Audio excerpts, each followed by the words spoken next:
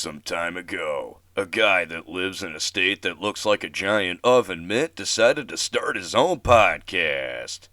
He's cooler than you. His favorite pizza topping is pineapple because he knows it makes you angry. This is CuJo's Corner.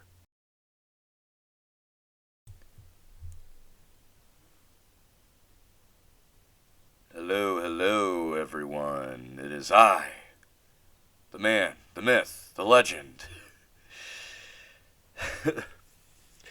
How's it going, everyone? Welcome back to another edition of CuJo's Corner. This is the 25th edition of podcast. And we're actually going to do things a little differently this time around. Rather than talk about specific stories coming out of sports or any kind of sporting events going on, I'm just going to talk about stuff that I kind of want to talk about. I think it'd be a little more interesting, a little, flow a little easier. And I have a lot to say about the topics at hand. We're going to start off with some Detroit Tigers talk. Opening day is tomorrow from the time that I am recording this. We're going to talk a little bit of Michigan football. I did not watch the spring game, so don't look for any commentary on that. I caught maybe, 20 minutes of it on the radio, and that was about it. So really don't have anything to say about that, but I do have some things to say about Michigan football's current plays, where I think they stand. We're going to mix in some New England Patriots talk in there. They made some moves. Well, they made a move, and I have some thoughts and a little speculation about what I think they should do in the draft. We'll talk a little bit about it. And then the last thing before the embarrassing story is going to be something I want to talk about as somebody who lives in Michigan, listens to the local radio, and I hear a lot of Lions fans, and I have some things to say to Lions fans. Now, don't worry, it's nothing bad. We'll get to it. So without further ado, let's get started with some Detroit Tigers talk. So, this is really nothing specific, although the Tigers did just make a trade. Really good one, I might add. Sorry, I'm moving the mic around to kind of give myself some elbow room on my desk. Anyway, so, as I mentioned, opening day is tomorrow for the Tigers. Technically, it was today for the MLB, but for the Tigers, it's tomorrow. Well, as long as it doesn't rain. They play the White Sox. To be honest, guys, I have no idea if, how the game is going to go.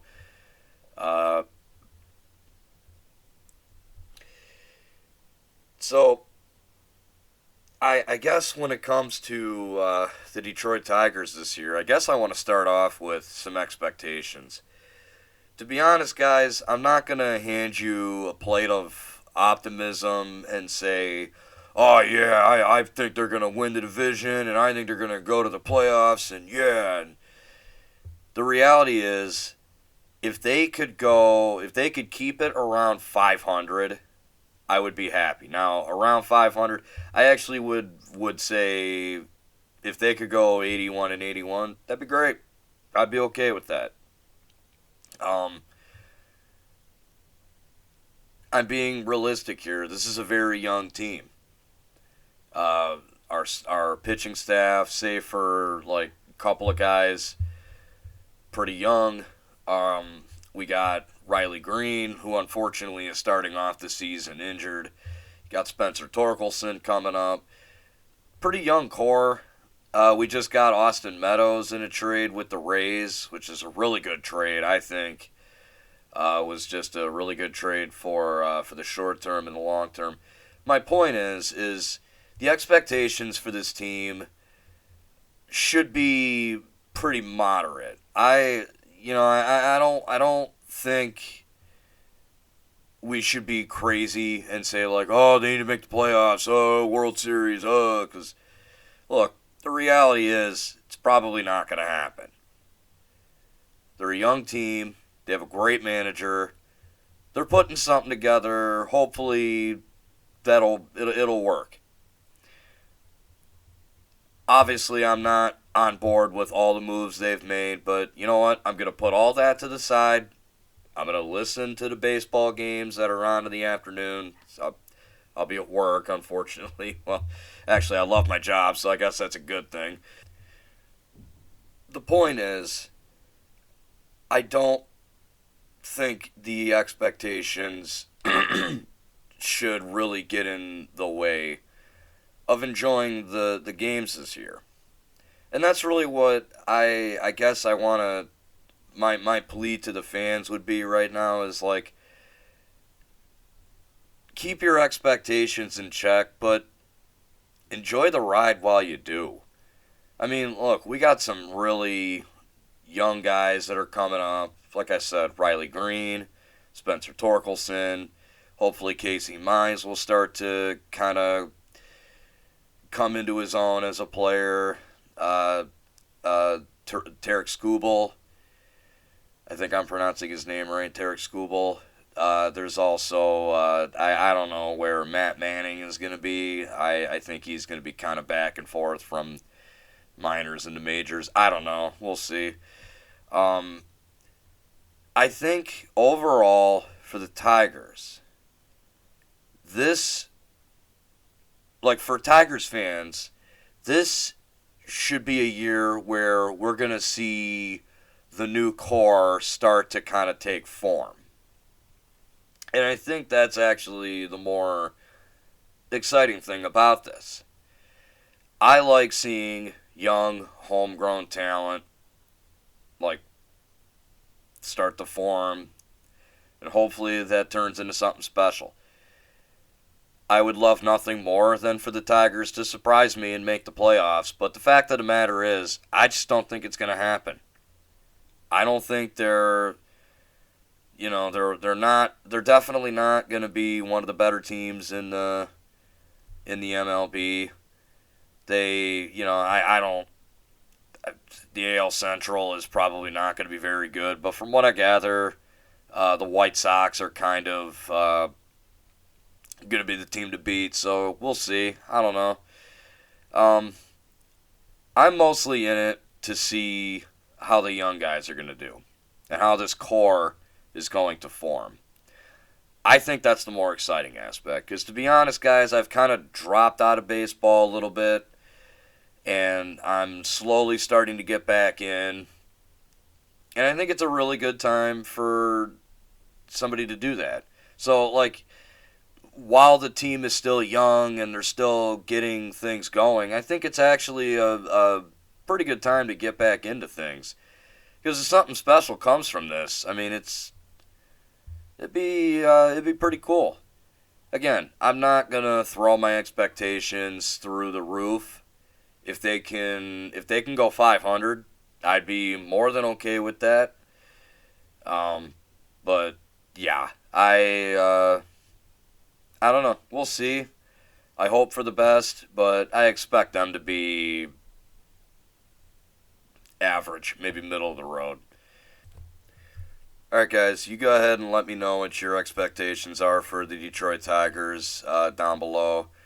I'm going to move on to the next thing, which is where I think Michigan football currently stands. So, before I give any kind of thought on that, or I give you guys my honest opinion about where I think they stand for now, let's quickly recap everything that happened last year. So, they lost to Michigan State. To kind of sum everything up. Let's be honest. The season, They went up against Michigan State. Both teams were undefeated. It was a good game. Like, if we're being real here, it was a great game. Unfortunately, they came up short. I know a lot of Michigan fans are gonna get pissed and be like, "We're not gonna the game. Bad calls, bad calls." I'm not here for that. It's over. It's done with. Guys, we got outplayed. We lost. It is what it is. I called for Harbaugh to be fired at that point.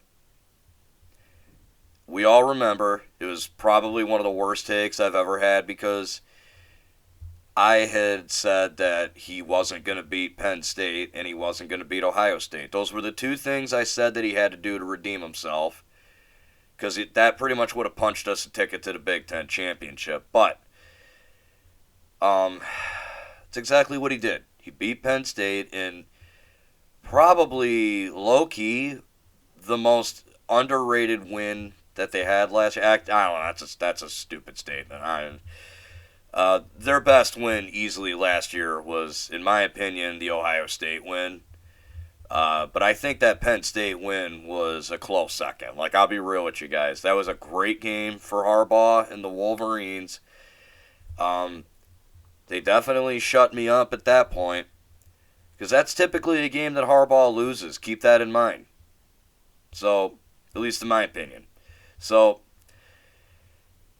anyway, he beat Penn State. They beat Penn State. And then they got Ohio State. One of my coworkers literally replays the game all the time. Michigan, Ohio State. We all know what happened. Michigan absolutely just dominated them. They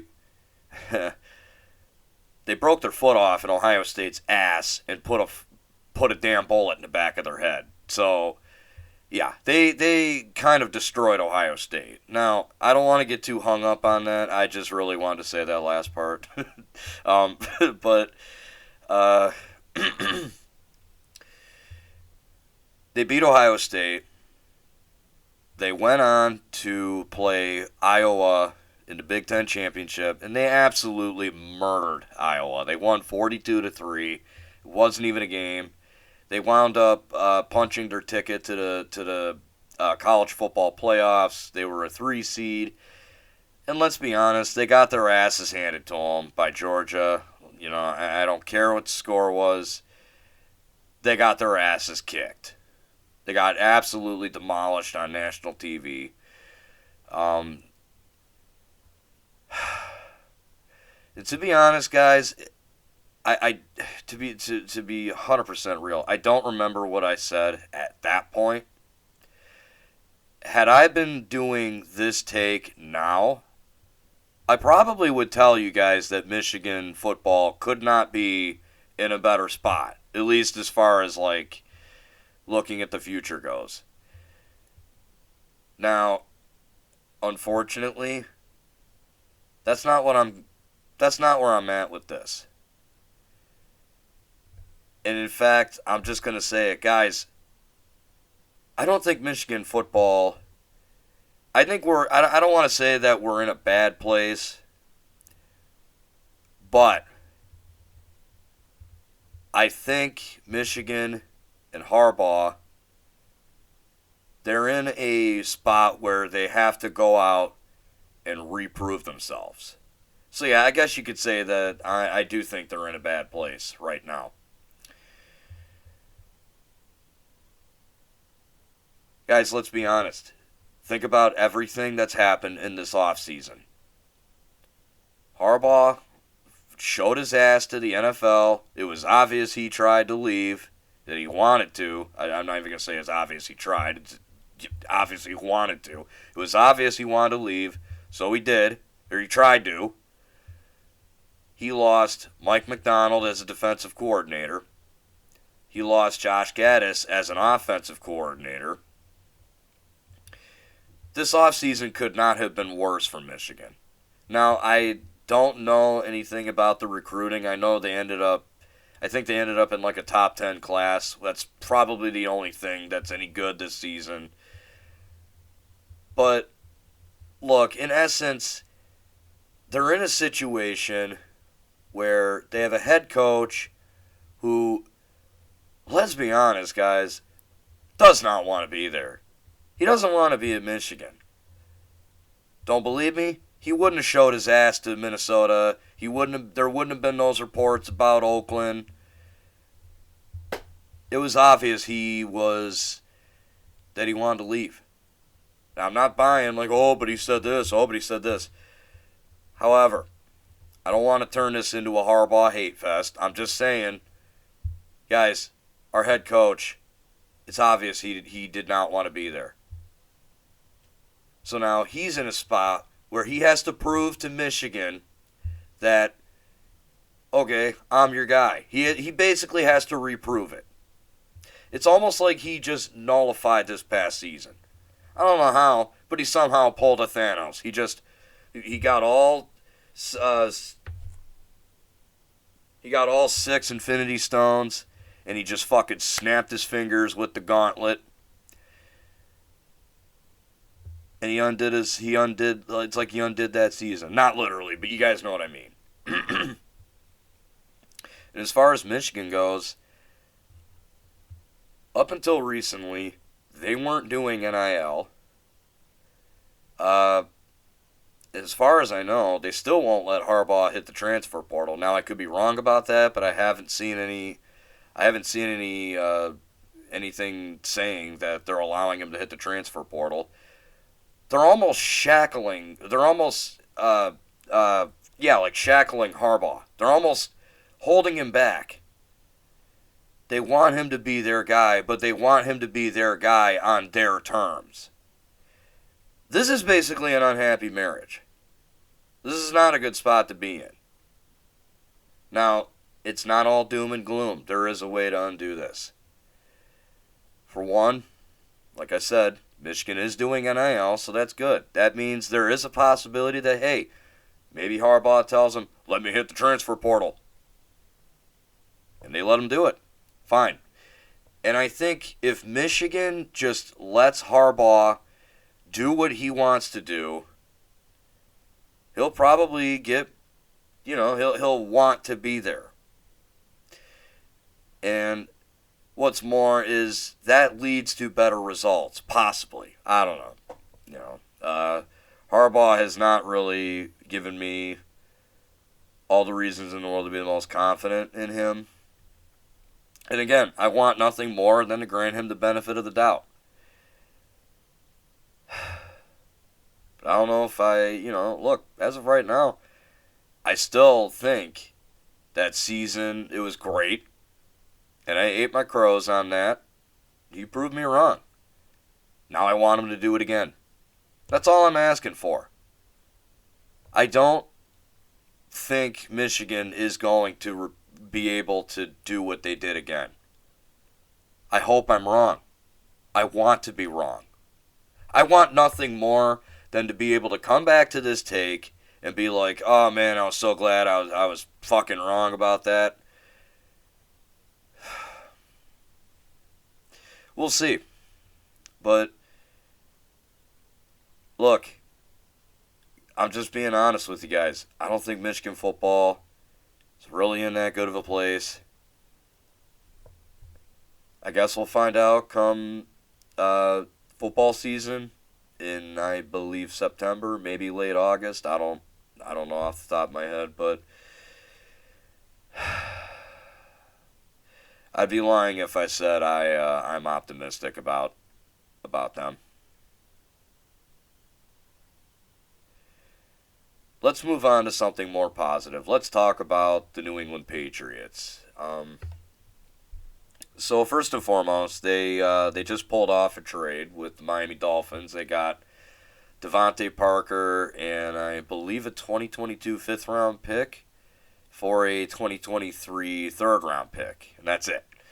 So really not a whole lot to say about that one. I like that trade. I don't think Devontae Parker really fills the need for a number one receiver, but it's fine. What it does do is sets them up to maybe draft a guy and pair him up with Devontae Parker, and and have a really nice set of pass catchers for Mac Jones to throw to, which kind of seems to be Belichick's thing. And I'll get more into that in just a second. But overall, I do like the Devontae Parker trade. I don't think we gave up too much, and we even got an extra draft pick for this year. So I've said it before and I'll say it again. Giving Belichick a extra late round draft pick is like giving a sniper an extra bullet. I think it's deadly for the rest of the league. Anyway, so let's talk a little bit about the draft. Now, I was talking to my buddy the other day, and he asked me, what do I think New England should do in the draft? And I really didn't know, I really didn't know what to say. I asked him, I guess I at first asked him what he meant. Do you want me to give you, who do I think they're going to pick, or what positions do I think they're going to address, whatever. And it got me thinking, there is a conversation to be had here. So there's a lot of speculation on what they're going to do with that first round pick. Now they're picking 21st overall. I'm not here to argue what they should do. I'm more or less just going to kind of roll through, talk about a few positions I think they can address. Because to be honest, guys, there's a lot that they could really do with this pick, and there's a lot that I think I would like to see them do in this draft overall. For start, I think addressing the defensive side of the ball is probably the more important thing to do right now. So I think maybe picking up a linebacker like Nakobe Dean, if he's around at 21, would be a good idea. Maybe if they're somehow able to trade up and get Ahmad Sauce Gardner, like in maybe the top 15, I would also be okay with that. They do need a corner. Derek Stingley Jr. might also be there. I doubt either of those guys are going to be around for New England, but we'll see. I don't know what this draft is looking like on corners, so we'll see about that. But I also think they need to maybe look at picking up a guard. So they did get rid of Shaq Mason. They traded him to Tampa Bay for a fifth-round pick. Not a good trade, but we're not going to talk about that now. It is what it is. So there's a few positions that they could definitely address. Like I said, I think the first round they do need to look at picking up a defensive player. However, if they wanted to go offense and they picked up Jameson Williams, I'd be okay with it. I'm not really going to clamor for that pick. I would rather excuse me, I'd rather they go for Nakobe Dean or somebody on the defensive side of the ball. But I wouldn't hate it if they picked up Jameson Williams or Drake London. Just a wide receiver for a young wide receiver for Mac Jones to develop some chemistry with at some point in the draft. I think I would be more satisfied if they waited till maybe the second or the third round. Maybe if you're lucky, Chris Olave, Garrett Wilson will still be there. I don't know. We'll see. I've also heard John Mechie from, I think I'm remembering that name right, from Alabama. His name has also been floated around. So yeah, just a guy for Mac Jones to develop chemistry with would not be a bad thing. Now, think about it like this. I think that would actually make, if the Patriots were to go and get themselves a young, up-and-coming guy that can become a true number one guy, low key, I think they would have a pretty scary offense. You have a pretty good run game. You got James White coming back on a 2-year deal, I think, off the top of my head. I don't remember what his contract is. You got Damian Harris, Ramondre Stevenson. Um, and then you got, for wide receivers, you have Devontae Parker, and, we'll say like Chris Olave or Garrett Wilson. I don't know. Uh, young receiver one, whatever. Kendrick Bourne, Nelson Aguilar, Jacoby Myers.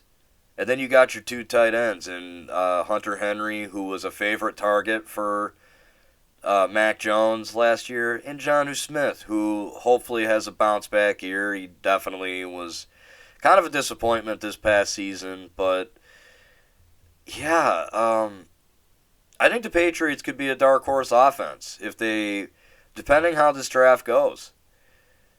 I think it ultimately comes down to their defense being kind of the weak spot, which is why I think they need to address that in the first round. But honestly, guys, I'm going to open it up to you. What do you think the Patriots should do in the draft?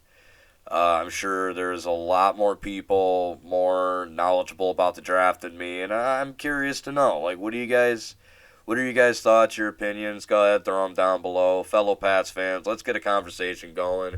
And with that, let's get into the last topic for the night, which is the Detroit Lions. Well, not so much the Lions themselves, but just something a little case I want to make to the fans of the Detroit Lions. So,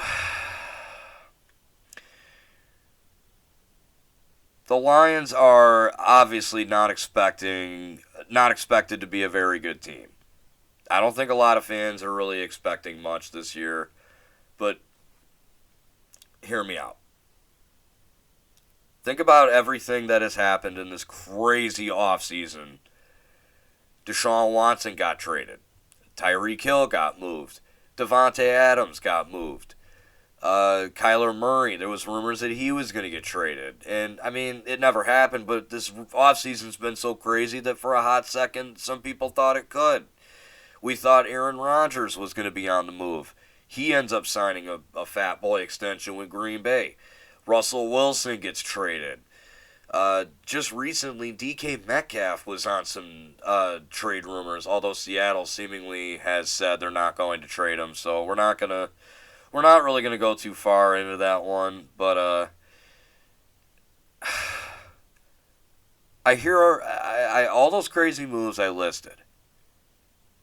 Not once did the Detroit Lions ever even.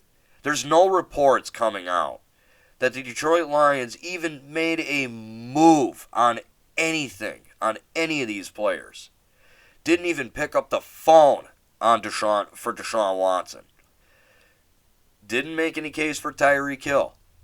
Didn't make it. I mean, Tyreek Hill probably wouldn't have came to Detroit anyway, but that's not the point.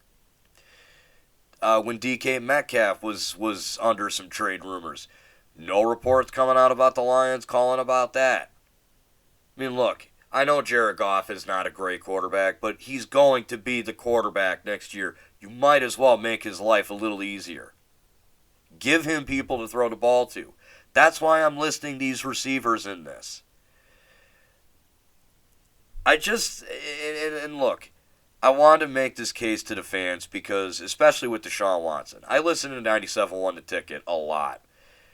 A lot of people were calling in, talking about how they didn't want this guy, they didn't want Deshaun Watson for his character, Okay. I'm not going to deny that what Deshaun Watson allegedly did was pretty messed up, but guys, he's not going to be charged as a criminal. Now, he still might have to pay these women. Okay, so we can talk about all day that he's a scumbag. Fine, I can concede that. Maybe he is. I'm not gonna go any further on that, but I really think the Lions did themselves a disservice by not even trying to inquire about getting Deshaun Watson. And it's not like they didn't have the draft capital. And look where he ended up. He ended up in Cleveland. You're really going to try to tell me that Detroit is that much different from Cleveland? Guys, look. And then Metcalf. Another example. Tyreek Hill, DK Metcalf. These are two other examples. Lions fans are calling in and texting and saying, oh, we can't do that. We got to trust the plan, trust the process. Guys, this is the Detroit Lions.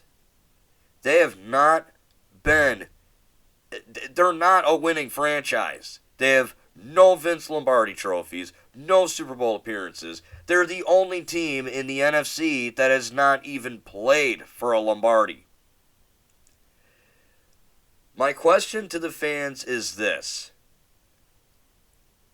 Why do you not demand more of this team? I'm not saying to go out and do everything under the sun, make every move in the world. You know, like, oh, this player's available, trade for him, trade. Believe me, I'm not clamoring to get Baker Mayfield. But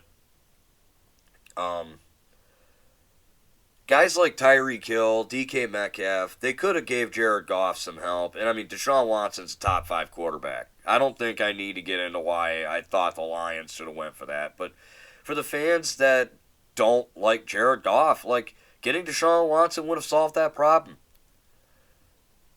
And then suddenly, look, I don't think Minnesota's going to be that good, and I don't think Chicago's going to be all that great.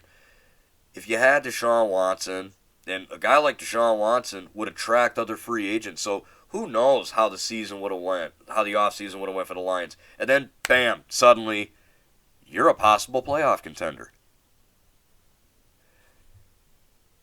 The Lions don't take risks, and that is the problem. They're more worried, the Fords are more worried about maintaining their team's image in the public eye than they are winning a championship, and I think that's ridiculous. They completely wasted the career of Barry Sanders. They wasted Calvin Johnson's career, and they burned some bridges with him. And they almost wasted Matt Stafford's career before he finally took his power back and said, hey, I'm getting out of here. All right. Sorry, he looks like Matthew McConaughey, so. And no, like, I don't buy, like, oh, he won that title for Detroit. No, guys, he was a Ram. He wanted out of Detroit so he could win that title. And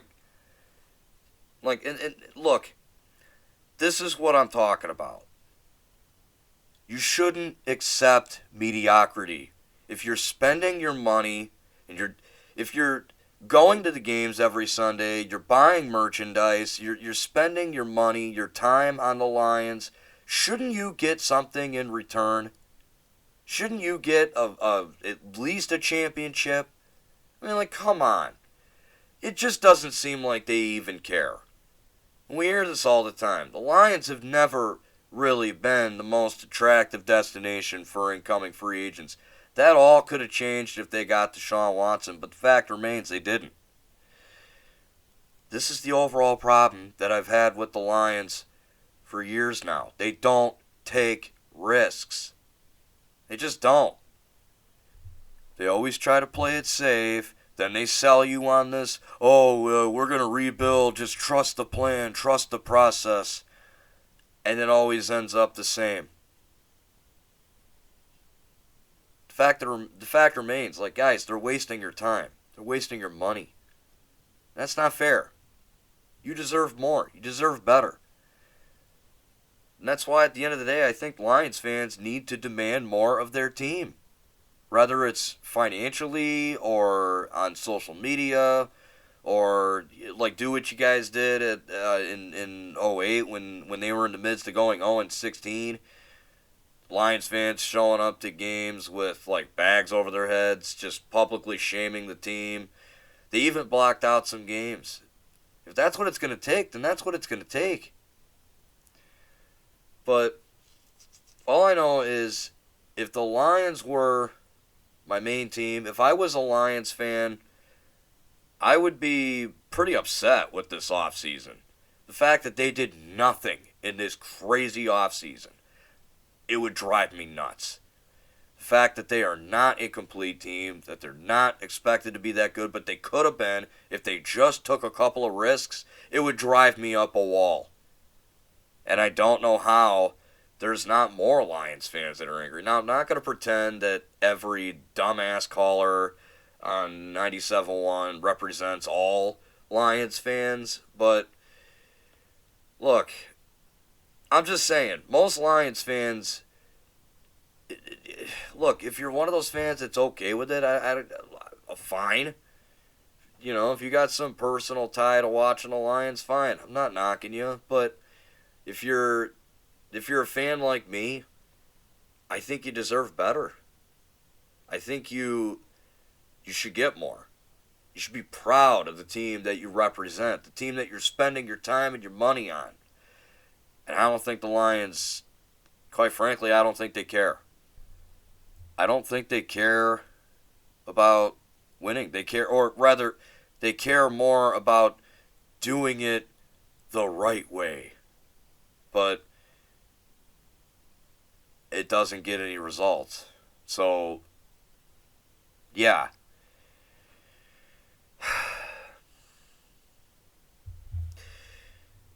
Anyway, guys, let's move on to the embarrassing story, because I don't really have anything else to say about this.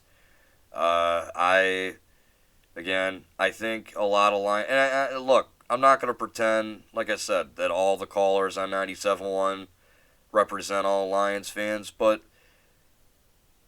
from an anecdotal perspective, a lot of Lions fans that I've heard, they just have this weird thing where they think, like, oh, we got to do this a certain way, it's going to be done the right way. But I don't know. I think Lions fans should demand more of the Lions, and that's that.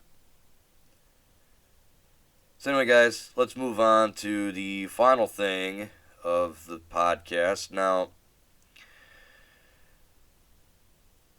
so before we get started on the embarrassing story, I need to break some news about this one. I actually had to really think about what story I was going to tell. And I think that tells me that, at least for now, I've all but run out of stories that I've run out of embarrassing stories to tell you guys. So, at least for now. So, anyway, with all that said, at least for now, you can consider this the final embarrassing story. And oh boy, is it a doozy. So, this is going back all the way to when I was like, oh God, I must have been like 6 or 7 when this happened. I was in elementary school. And I was actually, I was in choir. And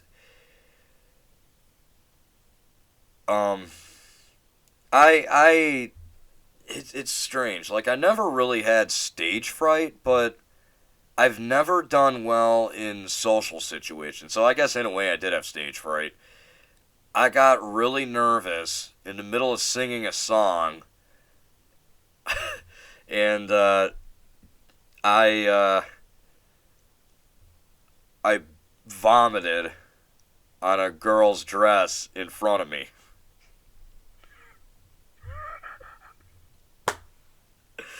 And there's a videotape of this somewhere. I don't know where it is or if I even have it anymore, but it's all on tape somewhere. Probably one of the funniest things I've ever done. And to this day, I'm actually still friends with the girl whose dress I puked on. Now, I'm not going to say her name in case she wants to remain anonymous, but every year on my birthday on Facebook, she will actually reference that time. She'll be like, "Happy birthday, Justin. Seems like yesterday you just vomited on my dress." It's all in good fun. It was hilarious. Like I said, there's a tape of it somewhere. I don't know where it is or if I even have it, but God, I would love to get my hands on it just 'cause that'd be the funniest thing ever. Um, but yeah, that's it. That's the last embarrassing story that I feel comfortable enough telling you guys, at least for now. Uh, so anyway, guys, with all that said, I'm gonna go ahead and wrap things up for tonight. Tigers start tomorrow, opening day, 1:10 p.m. start. Hopefully it doesn't rain. I would love nothing more than the Tigers to start off with a W. We'll see how it happens. Let me know your thoughts, your opinions on everything down below. And until next time, stay awesome.